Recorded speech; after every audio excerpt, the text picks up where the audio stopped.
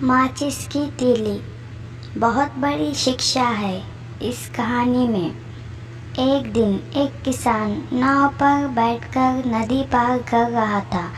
उसने एक बीड़ी जलाई और माचिस की तीली को फूंक मार कर पानी में फेंक दिया। पास में बैठे आदमी बार बार सोचता रहा कि किसान ने तीली को अगर पानी में ही फेंकना था तो तीली को बुझाया क्यों। उसकी समझ में नहीं आया। फिर उसने हिम्मत की और किसान से पूछ ही लिया कि तीली को पानी में फेंकना था तो फूंक से बुझाया क्यों।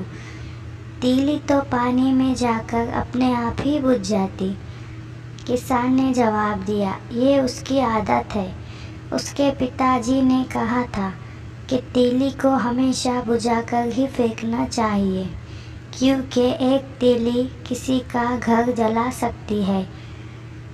अब बात आती है छोटे से कहानी में बड़े से संदेश की, जो कहानी की गहराई में जाने पर पता चलता है। जिस तीली से किसी का घर जलता है उसमें तीली फेंकने वाले की कोई गलती नहीं होती। गलती होती है उसकी आदतों की, उसके संस्कार की, जो उसे उसके माँ बाप ने मिले हैं।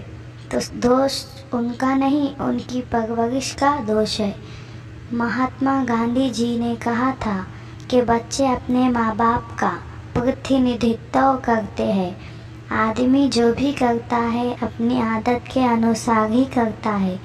कोई अपनी माँ को डांट देता है, कोई अपनी पत्नी पर हाथ उठाता है, रिश्तों को अहमियत नहीं देते, छोटी छोटी बात पर झगड़ा करते हैं। और आजकल तो सोशल मीडिया पर आकर अपनी भड़ास निकालते हैं, लोगों को गालियाँ देते हैं और दूसरे लोगों का नुकसान करते हैं। उन्हें ये सोचकर माफ़ कर देना चाहिए कि उनकी परवरिश में दोष है। वो इरादतन ऐसे नहीं कर रहे, बल्कि आदतन ऐसे कर रहे हैं। ये सब करना उनकी आदत है।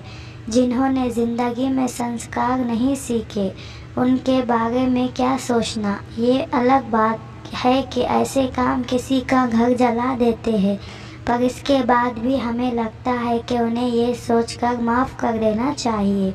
दोष उनका नहीं है, वो करेंगे जैसा उन्होंने सीखा है। वो कहते हैं ना, जैसा बीज बोएंगे वैसा ही फल मिलेगा। हमें अपने माँ बाप को धन्यवाद देना चाहिए कि उन्होंने हमें अच्छी आदतें सिखाई और अच्छा इंसान बनाया।